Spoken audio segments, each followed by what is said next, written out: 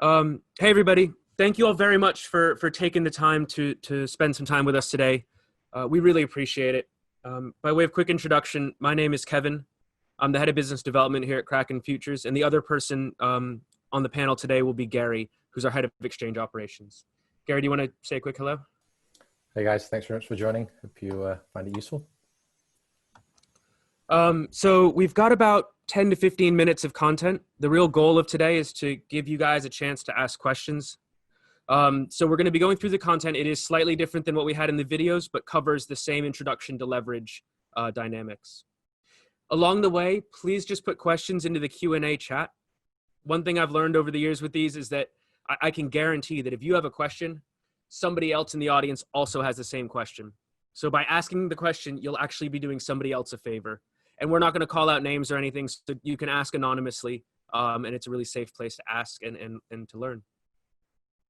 Again, we've got 15 minutes of content. We'll do our best to get you out of here in about 30 minutes, although Gary and I will be able to stay around as long as necessary to continue answering questions. If you do stick around for the full 30 minutes, we have a bit of a surprise for you, so please, probably worth hanging in there. All right, let's get started. I have been asked to leave this on the screen for a few seconds by our compliance team. It's also the preview for all of the videos that we have online. So today we're going to talk about leverage. And leverage at its heart is when you're able to control an amount of funds that's greater than the amount you've deposited. The effect of using leverage is that it will magnify your trading gains and losses. In the session today, we're going to talk about what it is, we'll talk about how it works, and talk about why people use it in the first place. So there's three main components to leverage. The first is your margin. That's your capital at risk. That's your deposit. There's the leverage. It's a multiple of your margin. It's usually expressed as X, like 3X, 5X, 10X leverage. And there's your notional position size, which is your total exposure in the trade, which is equal to margin times leverage. And we're going to go through each of these in detail now. So at the top here, we have a quick introduction. So US dollar margin, let's assume we start with $1,000. If you trade with 3X leverage, your notional position size will be $3,000. If you trade with 5X or 10X leverage, your notional position size will be $10,000. And if you trade with 50X leverage, your notional position size will be $50,000.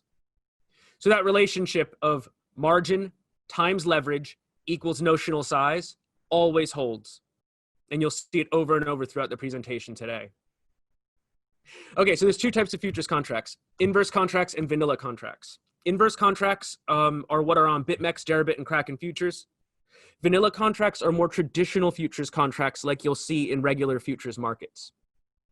The difference is with vanilla contracts, you're margining your account. So you've deposited dollars. So you're margining in dollars and you're trading the price of another asset. So if you want to trade corn futures, you'll deposit dollars and you'll trade the future price of corn.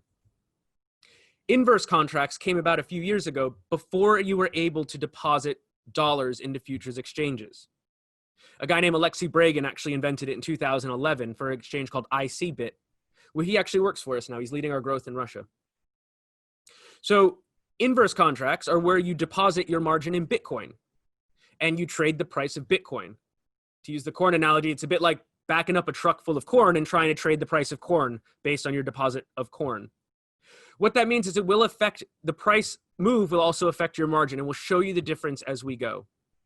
The simpler one to understand is vanilla, so we'll start with that, and that's what we use for most of them because the concept is the same. Again, if there are questions as we go, please do ask in the Q&A section. So here's an example. You've got $1,000 in margin, 10X in leverage, and a notional position size of $10,000. Let's also assume the asset's worth $10,000 at the time, plus or minus the price of Bitcoin today. Now let's say there's a price change on the asset. So the price of Bitcoin goes up or down 5%. So the new Bitcoin price will be 9,500 or 10,500, depending on whether it went up or down.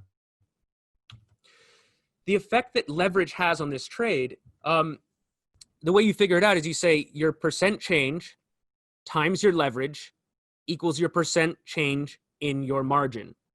So in this case, a 5% price change times 10x leverage equals a 50% change in your margin value.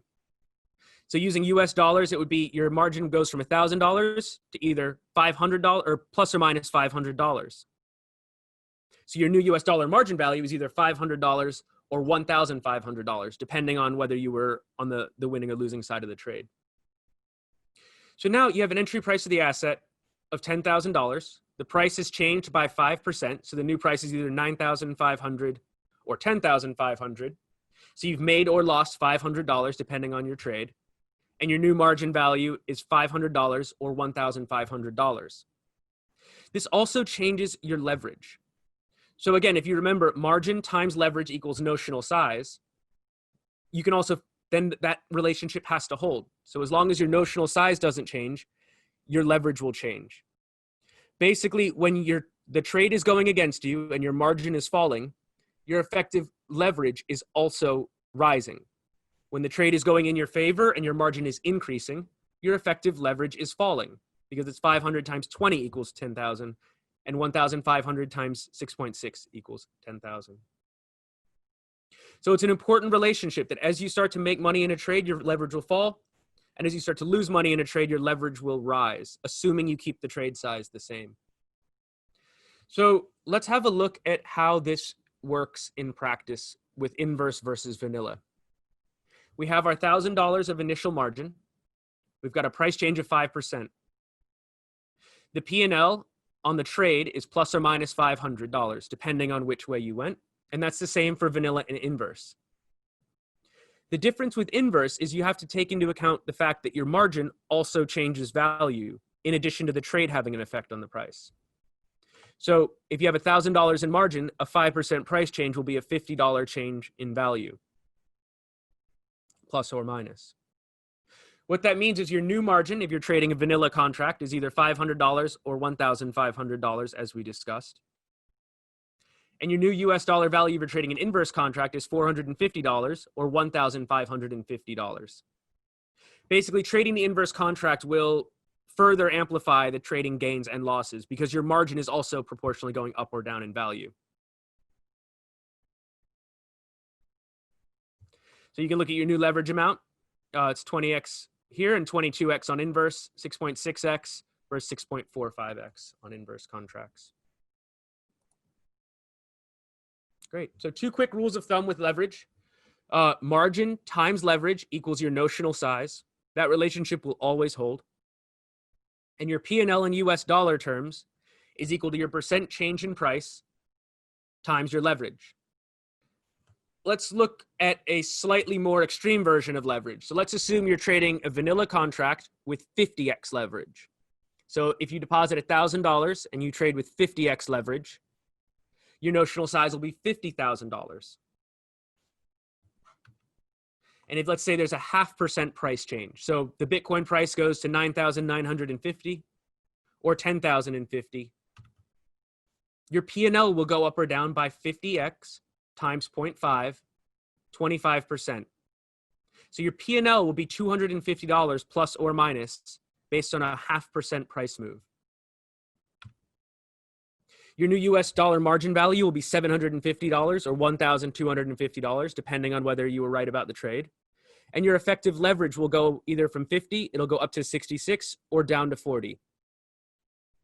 So this is what we're trying to say when we say that trading with leverage will magnify the gains or losses.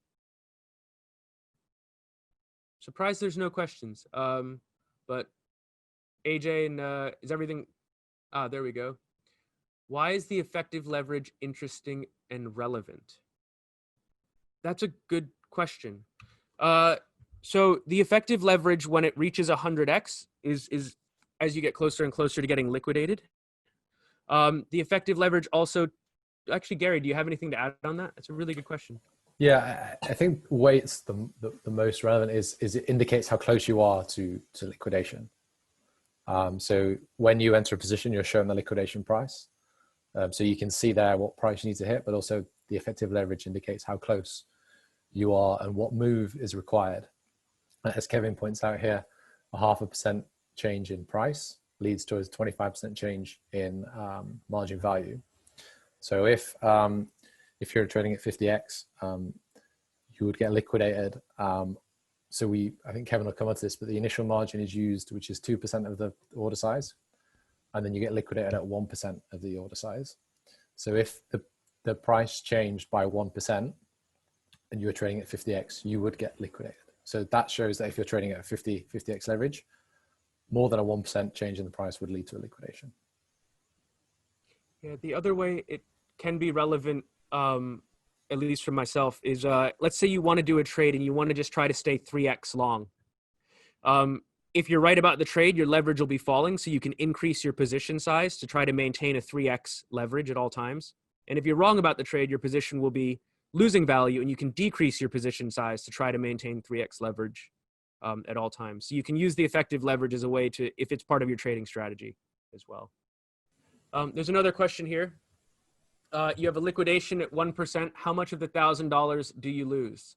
That is a very good question. We're actually going to be covering that one in more detail. I believe, let me fast forward to the upcoming schedule. We're going to be talking about that tomorrow.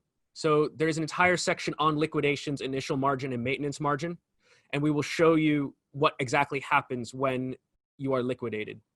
The short answer to it is that if you are liquidated, you should expect to lose all of your maintenance margin.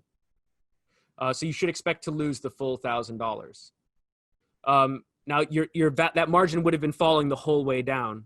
So it wouldn't just be from $1,000 to zero. You will see the price, you will see the margin going down until the point where it's equal to zero and liquidated. Now there are things that you can do to avoid being liquidated, and we're going to talk about those and show you them in more detail tomorrow. Can you lose more than your initial margin? Great question. So what's kind of cool is that in traditional trading, so if you trade CFDs or you trade on a lot of traditional venues, you can actually lose more money than you've deposited. You'll see ads like this. This is actually a slide from tomorrow's section, but you'll see ads like this for CFD shops where they'll say losses can exceed deposits. And what that means is the CFD brokerage can actually come after you for more money than you've deposited. They can actually take your real world assets. On Kraken Futures, you cannot lose more money than is in your futures wallet.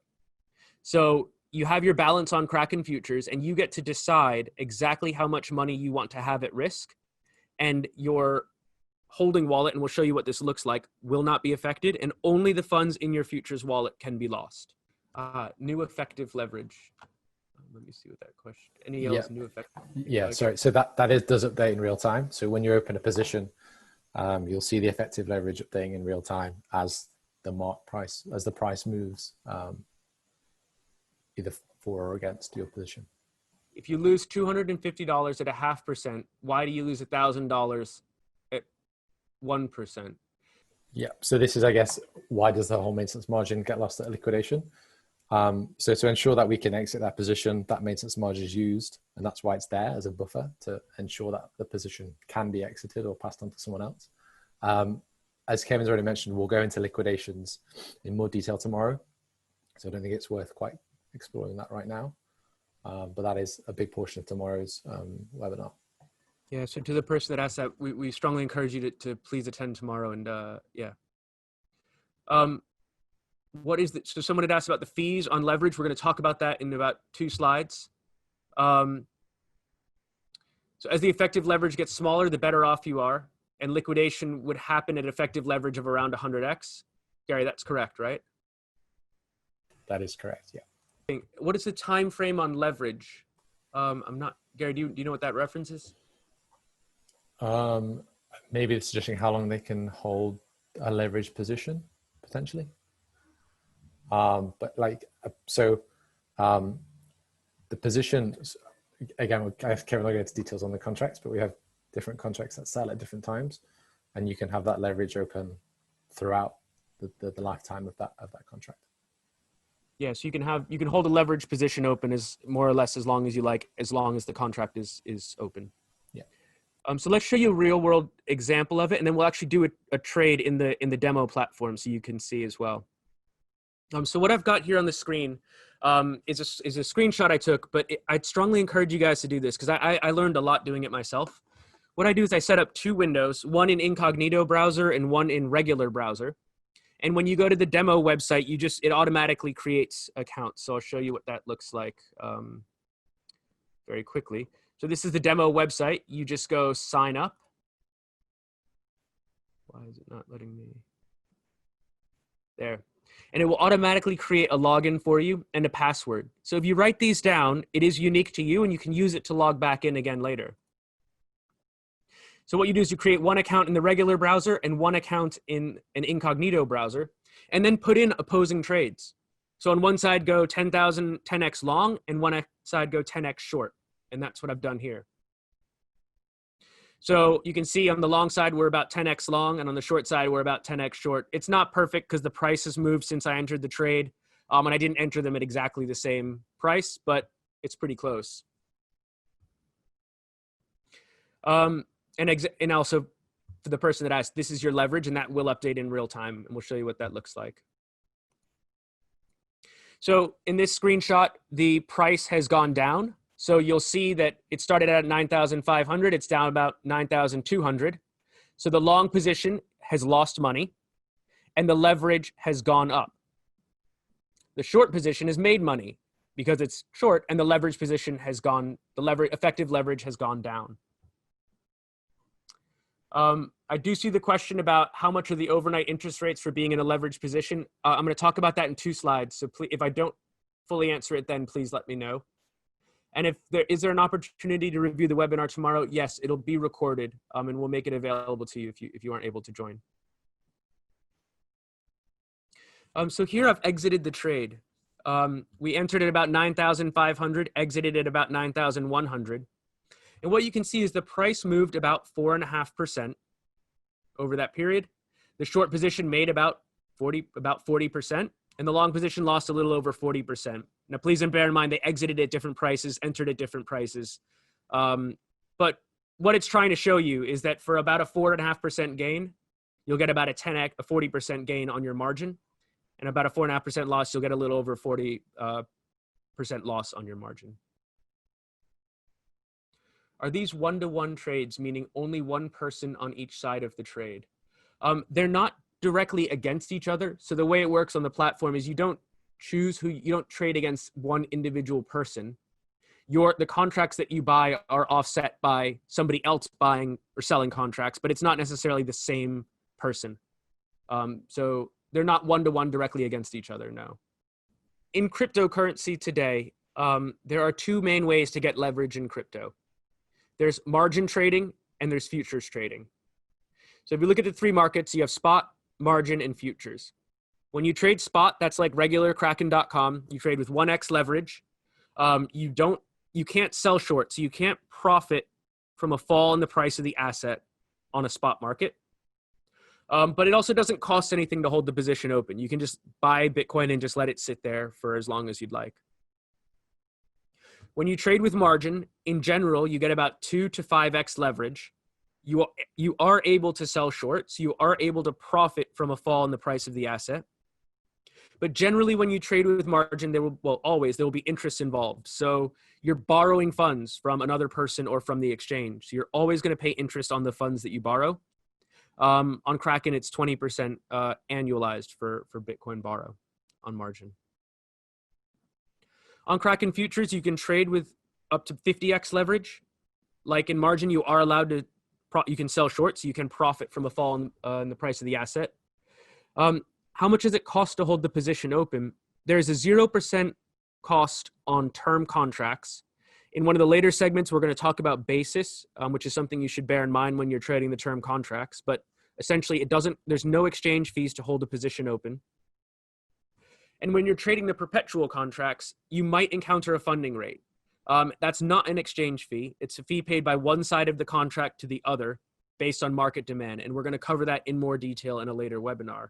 So sometimes you'll actually get paid. On average, if you were short all of last year, you received about 11% on the amount that you were short. Can we go into more detail about the funding rate? Yes, we have a whole segment on it on Wednesday where we're going to talk about the contracts, the funding rate, and basis in more detail and show you how it all works. very briefly now, the funding rate is yeah, it's actually probably better to just hopefully join us on Wednesday, and we'll show you in great detail how it works. So in margin trading, the cost is essentially the rollover cost. Gary, do you think that's an accurate description? Yes. Yeah. Yeah, it's the cost to borrow the capital to hold the position open. So let's talk a little bit about why traders use futures in the first place. There are three main reasons people trade futures today. The first is to hedge cash flows. So in the regular world, people trade futures. For example, airlines know that they're going to be buying jet fuel in 3 months' time, and they will use futures contracts to lock in that price today. Likewise, farmers know they'll have a crop to sell. They use futures to lock in the price of the crop before they harvest. In cryptocurrency, the only, miners, people talk about miners using futures a lot. Anecdotally, on our platform and others, I've not seen a great deal of evidence of that, but it is a real potential use case for futures. The one we see much more often is brokerages and over-the-counter trading desks. So if you're running a brokerage or an OTC desk, like facilitating large block transactions, there's very often a gap in time between the moment that you agree the price with your client and the moment that you receive the funds to buy the asset. So for example, let's say Gary and I agree to do $1 million trade today. We lock in the price. Gary wires the money. It can take 2 or 3 days for that bank transfer to show up in my account. And during that time, I've got price risk. I'm exposed to the price movements on that $1 million because I still have to send Gary $1 million worth of Bitcoin at today's price. So one of the biggest users of futures platforms is trading firms that are arbitraging other trades on futures. And the reason they do that on futures is it gives them more leverage. So one of the biggest constraints, I used to work at one of the large OTC desks, one of the biggest constraints on the business is your float. So if you've got $1 million in float, you can only ever have $1 million in notional exposure before you're not able to hedge any further. When you trade with futures, they tend to use modest leverage, so like 3 or 5x leverage. You can have $3 to $5 million in float with the same amount of capital. So leverage helps operating businesses extend their cash flow a little bit, or extend their capacity a little bit more. The next reason that people trade with futures is for arbitrage. So one of the biggest drivers of volume across all futures platforms today is arbitrage traders.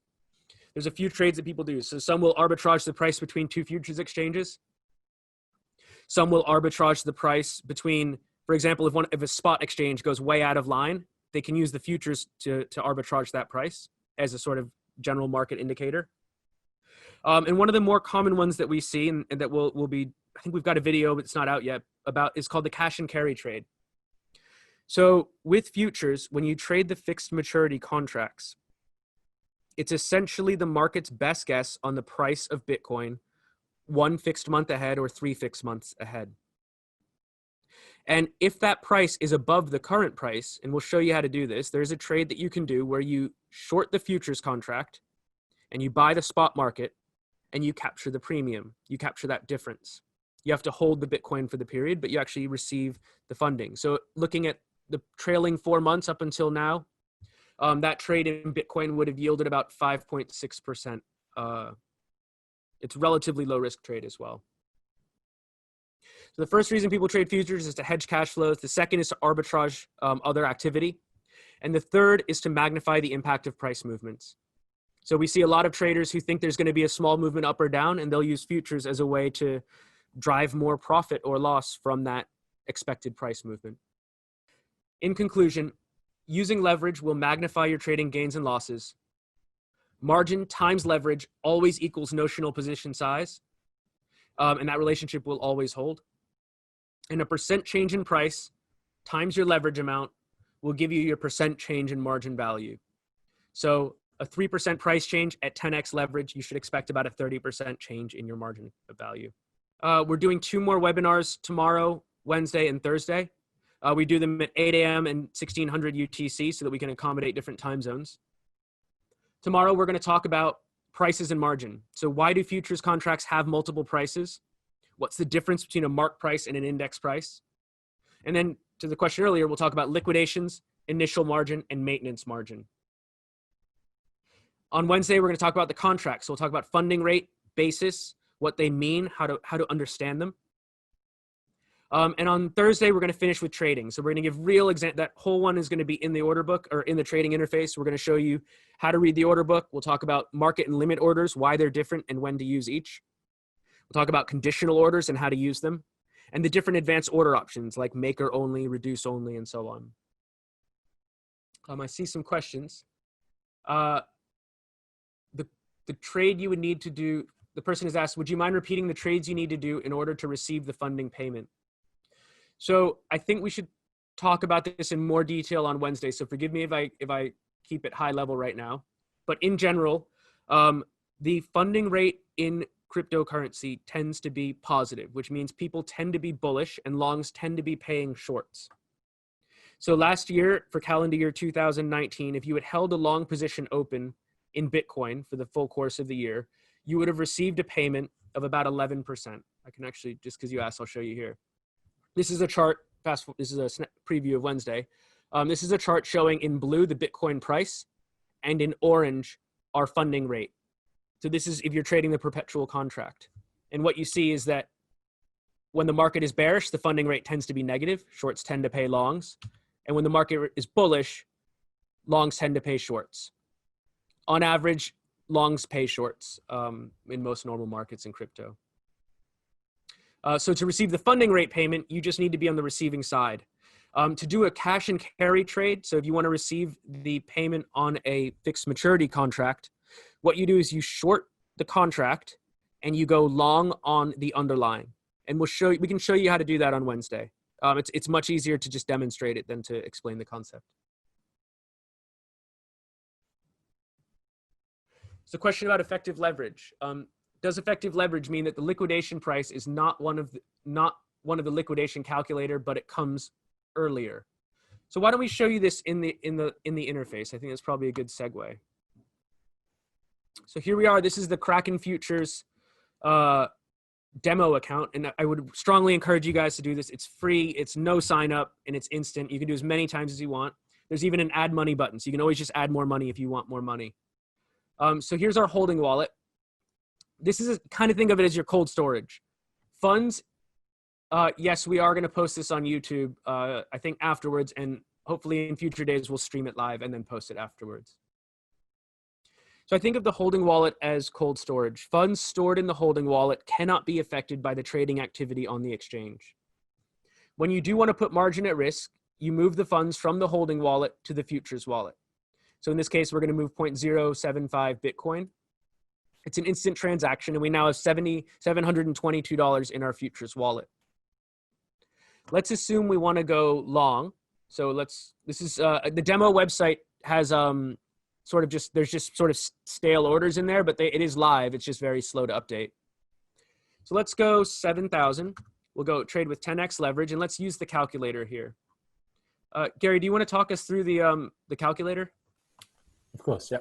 So for the calculator, we have two types. One is for the profit and loss, which we'll cover first, and the other one is liquidation. So let's go over the profit and loss calculator.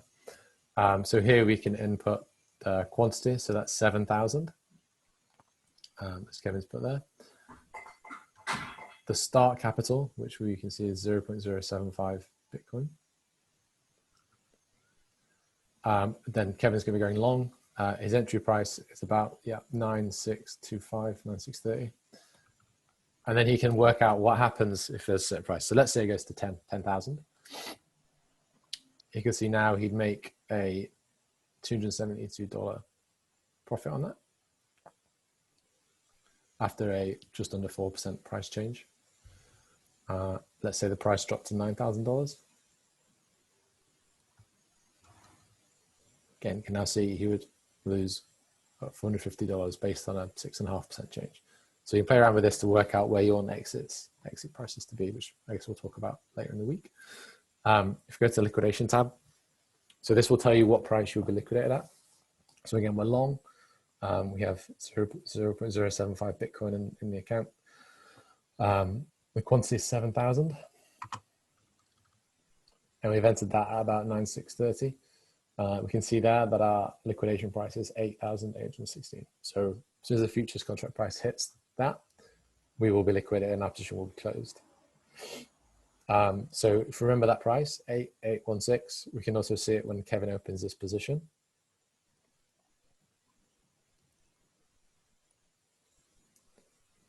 So slightly different liquidation price because he's entered it at a slightly different price.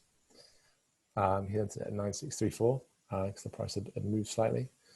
But you can see that liquidation price is 8,826, and that will not change unless you either change the size of the position or you remove or add funds to your account. So maybe you want to do one of those, Kevin, to show what happens. Yeah, sure. Which one should we do? We can actually, why don't we go, let's go 20x long. And yeah. Yeah, so now the liquidation price we're a lot closer to the liquidation price because Kevin's doubled up the size without adding any more margin. Now if you doubled the margin now, Kevin, so if you go to your wallet and add another 0.075,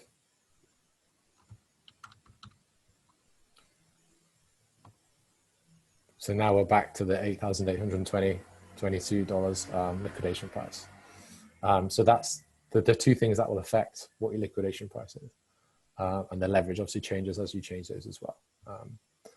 So as Kevin mentioned earlier, as the price moves and the position either gains profit or loss, the effective leverage will change, but the liquidation price will not change. Do you have, I think there was a question, do you have an approximate percentage of the profitable traders using futures?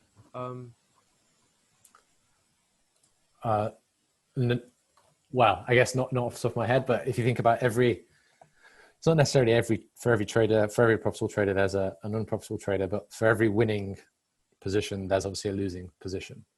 If you think futures is zero sum, so if I go long, Kevin or someone else has gone short effectively. That doesn't necessarily doesn't hold true that 50% of the traders are profitable and 50% are not. But if you think about it as a zero sum. Yeah, it's a bit of a difference. So what might be behind that question is if you've traded on like CFD brokerages before, there you're directly trading against the entity. So the counterparty in every trade is the CFD brokerage. So like ID Markets, eToro, and so on. So there they have to post how many people lose because it's not zero sum. They tend to win more often than they lose. With us, we don't trade. We don't have an active trading desk at all. You're always facing somebody else, and it's always zero sum. So the number of longs is always equal to the number of shorts by definition. So as Gary referenced, on average, some people might be more profitable than others, but in practice, for any given price move, there will be an offsetting number of people that made money versus lost money. Is that accurate, Gary? Yeah, exactly. Can you show me where I'll be able to change leverage on the platform? So there's two ways to do that. There's what Gary and I just showed you there a second ago, and you can also use a leverage limiter. This will let you set what your initial leverage should be. So let's set it at 10x and let's try to go long. Oh, shouldn't that have limited my leverage, Gary? 0.1. The buy margin should update. Maybe it's just for the initial, it's for the initial trade. So let's mark it close. And let's say we want to go 15,000 long. Yeah, so it exceeds your maximum leverage preferences. So it will, your leverage can, this is for the initial entering a trade position as opposed to adjusting on the fly. So this is a good way, if you don't want to be more than 3x long, it's an easy sort of gate to keep you from going over your initial leverage. Yeah. Oh, sorry, Kevin. Just one thing to add is this acts as an indicator. So you can see these numbers update. It tells you how much margin you would need, but it doesn't enforce. It enforces it here and says you don't have enough. But if you had more, so let's say you set it to 25x, Kevin. Yep. Yep. And you entered that, you wouldn't be entering that at 25x. You'd be still entering it at 10x because you have 10%. Your margin is 10% of the order value. So it just kind of, gives an indication of what would be required to open at certain leverages, but it doesn't stop you opening with less leverage. Will the platform warn you if prices change and you are going to get liquidated? So the price is always displayed, but there's no necessarily alerts. Obviously, the user enters position. It's their responsibility to monitor when that price will be hit and to manage their position as they see fit. Yeah, you will see your liquidation price clearly posted in the chart, and it's also always posted in the open positions, but it is up to you to manage that. Doesn't Kraken win when the account gets liquidated? That's an interesting one. So the short answer is no. So the way it works when a position gets liquidated is it's up to the exchange, and this is true of any futures exchange, to determine how they handle that. Some will take any proceeds of that liquidation and put it in an insurance fund. The way we do it is we try to close out that position in our order book. And if we're able to close the position in the order book, the trader actually receives the proceeds of that trade. So that's what we say. You should expect it to go to zero because we can't guarantee we'll be able to close the position out in our order book. But in a majority of cases, or many cases, if you are liquidated, you do get some of the margin back. It's just a very small amount. It's whatever we could sell in the order book. If we cannot close the position in the order book, it gets handed off to a position assignment system, which anybody on the entire platform can sign up for and participate in. It's where you will receive positions and the associated maintenance margin. And it'll be up to you to either hold that position or work your way out of the risk. The reason people do it is because you get the maintenance margin. A lot of sort of more higher frequency traders are able to hedge that risk very quickly and lock in the value of that. So we actually don't profit at all when there's a liquidation on the platform.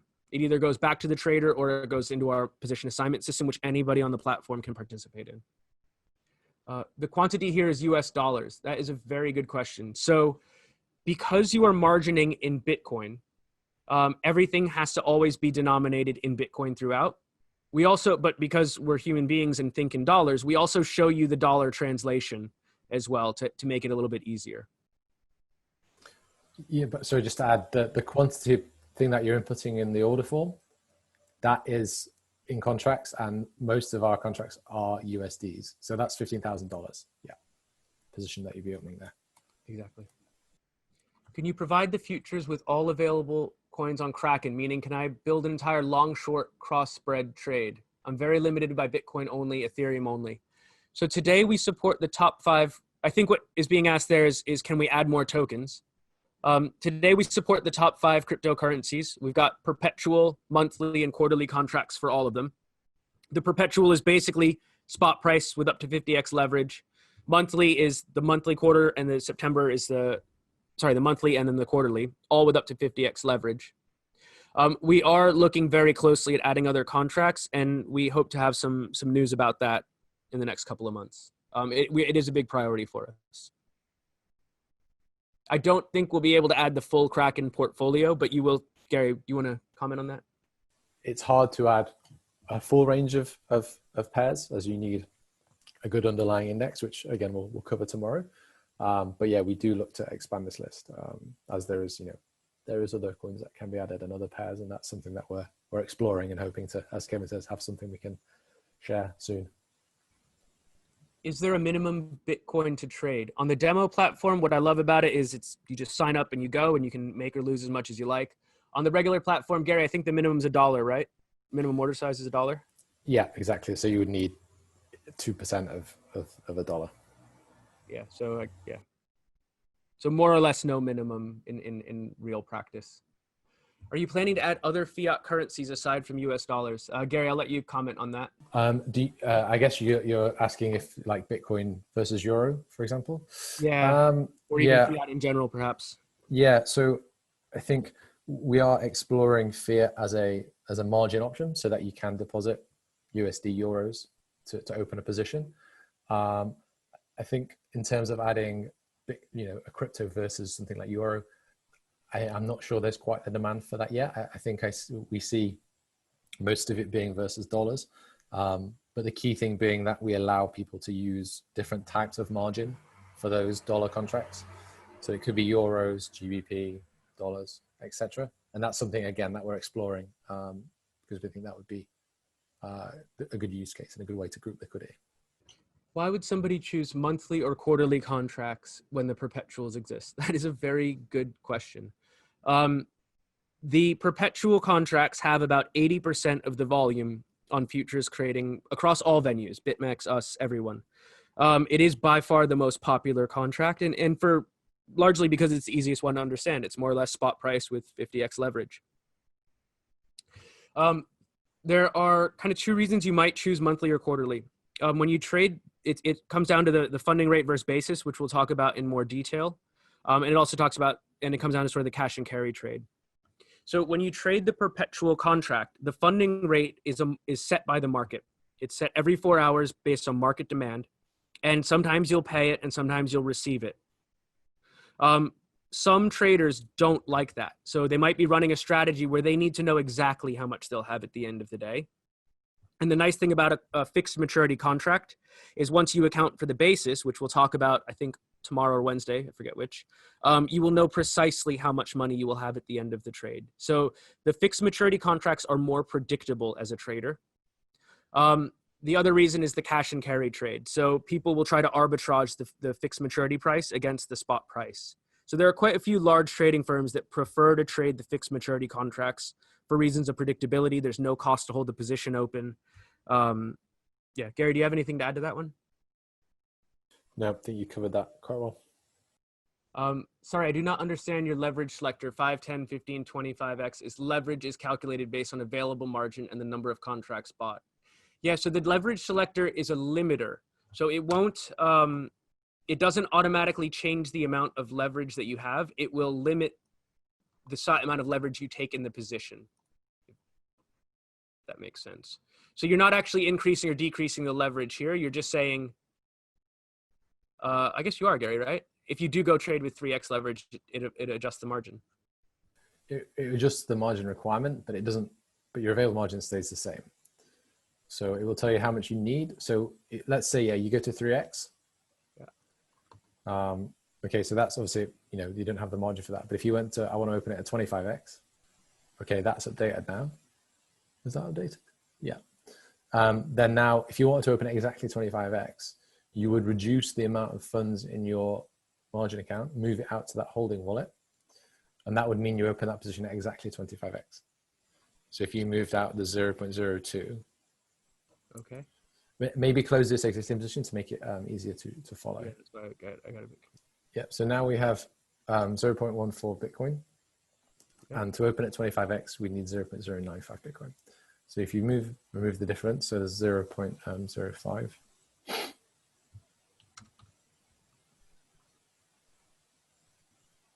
Oh, sorry, that was a bit too much.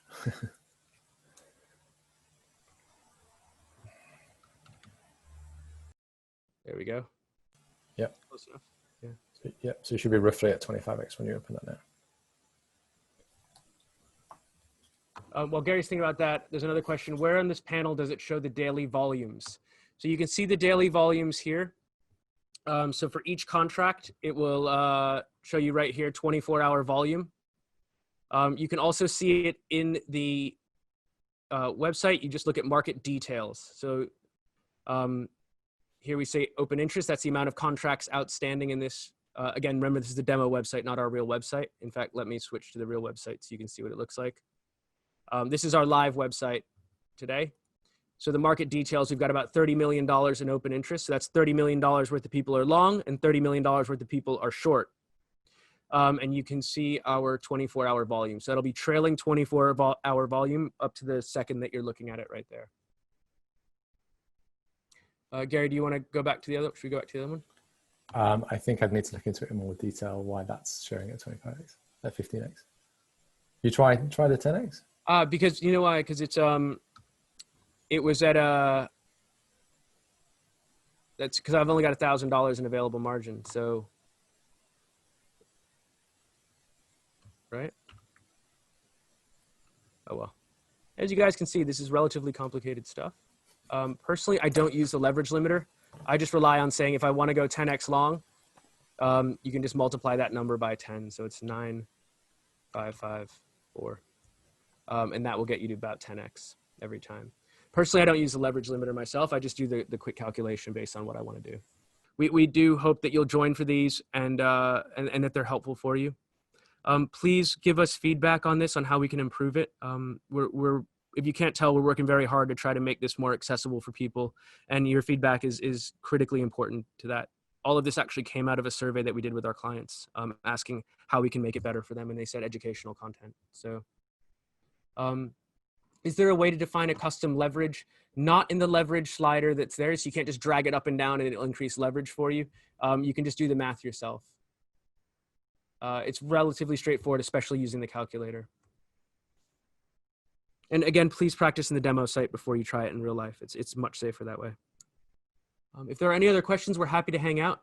But otherwise, for the rest of you, thank you so much for your time today. We really appreciate it, and we hope to see you again in the coming days.